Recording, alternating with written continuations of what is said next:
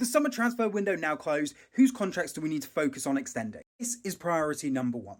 He's got 2 years left on his contract and has been playing out of his skin this season under Arne Slot. Look, is he guaranteed first 11? No, but he provides fantastic depth. He's a scouser and, he's homegrown, so fills out an important numbers within our squad.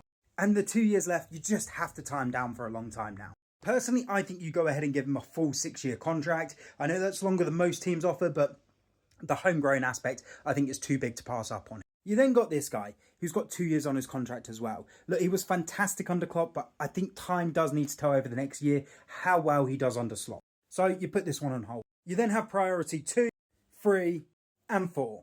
Look, our whole midfield expires in 2028.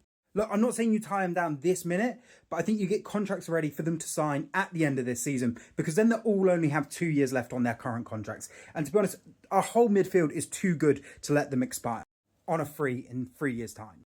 And they're all young enough that you can give them all a new contract, a 5-year contract that is, at the end of this season.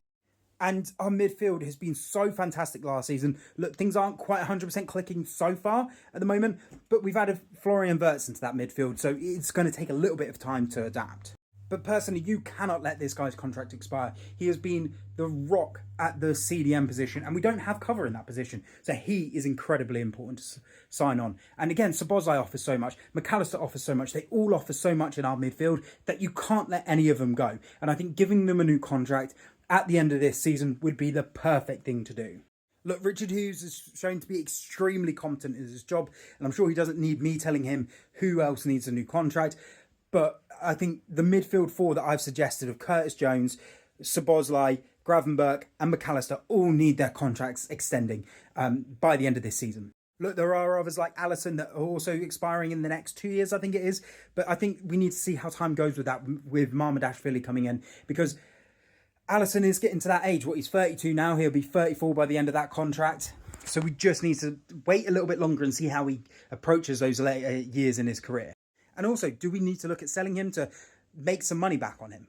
Do you know, if Marmadashvili comes in really good over the next year or two, then that is something we do need to consider, I think. Because Liverpool are a profit-run club at the end of the day. I know we've had a massive summer, but let's not forget, our owners are not tight. They've shown they're not tight this summer, but they run a business at the end of the day, and they will be looking to cash in on players like Alisson at some point in this career.